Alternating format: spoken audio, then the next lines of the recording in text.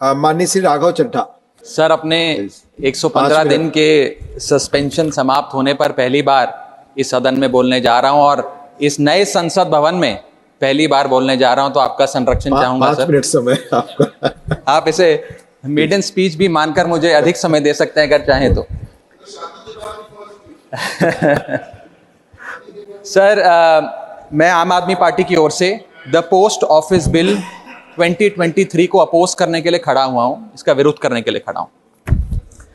Sir, ये कानून को अगर बारीकी से पढ़ा जाए तो इसमें 2 बड़े खतरनाक प्रावधान हैं, सेक्शन 9 और सेक्शन 10। ये ऐसे खतरनाक प्रावधान हैं जो भारतीय डाक सेवा को, इंडियन पोस्टल सर्विस को इतनी शक्तियां दे देंगे कि वे किसी भी शिपमेंट को, कंसाइनमेंट को, पोस्ट कोड, चिट्ठी को खोलकर उसे सीज कर सकते हैं, उसे पढ़ सकते हैं, उसे इंटरसेप्ट कर सकते हैं और उसके सब्सिक्वेंटली जो एक्शन उस पर लेना चाहते हैं वो ले सकते हैं। और इसके कोई रूल्स, कोई प्रोसीजर, कोई दायरा, कोई क्राइटेरिया बिल्कुल भी इस पूरे कानून में नहीं लिखा गया। मैं पहले सेक्शन 9 पढ़ के सुनाना चाहूंगा, फिर विस्तार से अपनी बात रखूंगा।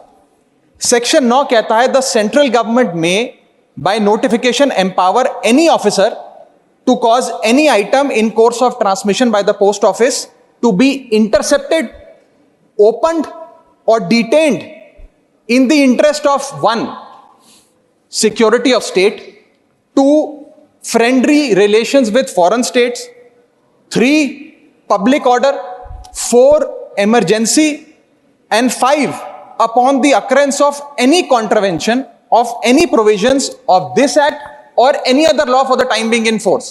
यानी कि इन 5 सिनेरियोज में पूरी शक्ति है इंडियन पोस्टल ऑफिस को कि वो किसी के भी डाक को या कंसाइनमेंट शिपमेंट को इंटरसेप्ट कर सकती है, डिटेन कर सकती है, खोल सकती है।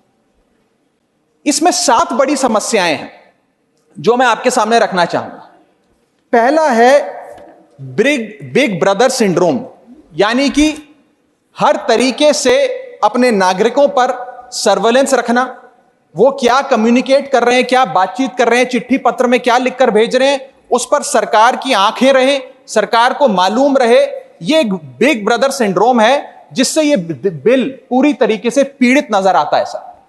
दूसरा सबसे बड़ा इसमें जो समस्या निकल कर आती है वो ये है कि ये बिल प्रोसीजर स्पेसिफाई करने में फेल हो जाता है कि वो कौन से ऐसे प्रोसीजर है जिसके तहत आप किसी डाक को इंटरसेप्ट कर सकते हैं, खोल सकते हैं या डिटेन कर सकते हैं। ये एक आर्बिटरी शक्ति नहीं हो सकती है, ये शक्ति निर्धारित होनी चाहिए कि ऐसे कौन से इमरजेंसी या फ्रेंडली स्टेट्स को आप फायदे पहुंचाने चाहते हैं जिसके चलते, या खास तौर पे किसी भी प्रावधान, किसी भी कानून का कोई वायलेट होता है तो वो आपको शक्तियां दे देता है कि आप किसी की भी डाक रोक लें।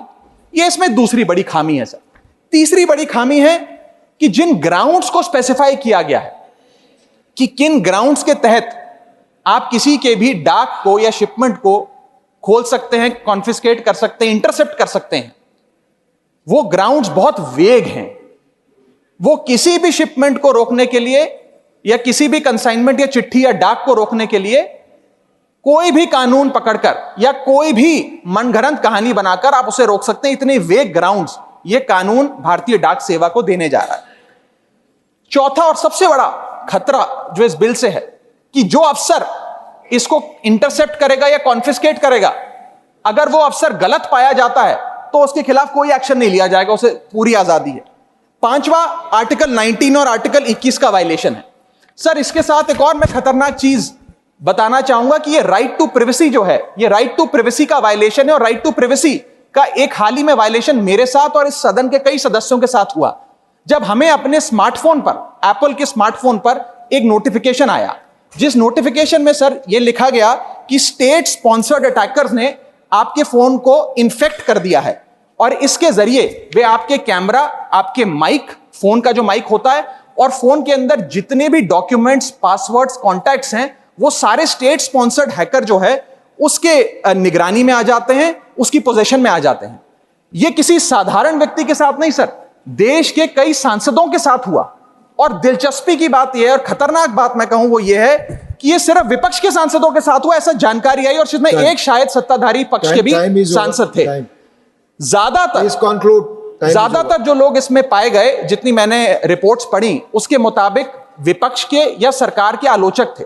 ये एक बड़ा खतरनाक हमला फोन्स पर हुआ। मैं चाहूंगा कि भारत सरकार इसमें जांच करे, आपके अध्यक्षता में सर वो जांच हो सके तो एक जॉइंट पार्लियामेंट्री कमेटी का गठन हो कि किस प्रकार से ये स्टेट स्पॉन्सर्ड अटैकर्स पेगासस नाम के और अन्य प्रकार के सॉफ्टवेयर का इस्तेमाल कर जो लोग आप कह सकते हैं आलोचक हो सरकार के या विपक्ष के नेताओं, उनके फोन को इन्फेक्ट कर रहे हैं। इस बिल का मैं विरोध करता हूं और चाहूंगा कि ये जो एप्पल का नोटिफिकेशन यहां बैठे कई सांसदों, विपक्ष के सांसदों के फोन पर आया, उसके बारे में सरकार कुछ अपनी बात भी रखे और इस पर जांच भी बिठाए। Thank you Raghav ji.